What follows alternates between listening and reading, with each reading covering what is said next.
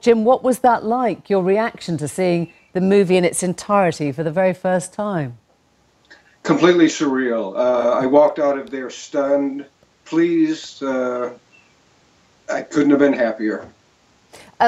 What do you think has kept up your faith in that movie? I mean, do you understand how 40 years on the page turned then into this epic blockbuster?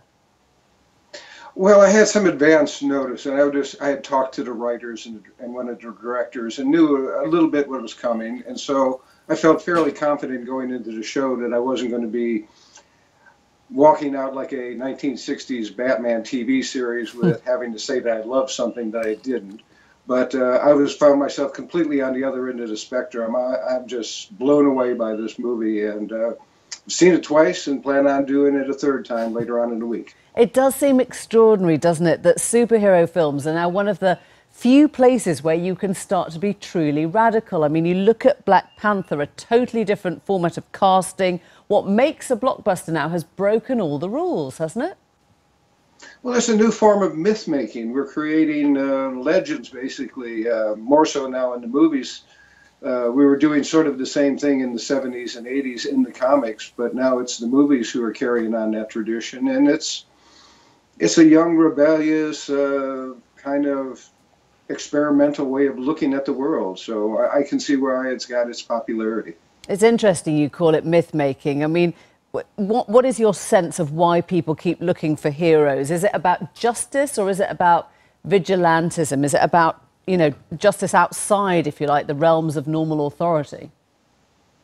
Well, normal authority are kind of shaky right now in a number of different places around the world.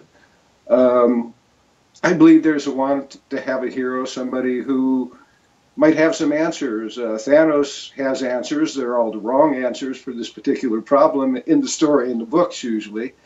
But, you know, he's very adamant and firm in his belief, and I think that's something that people can identify with.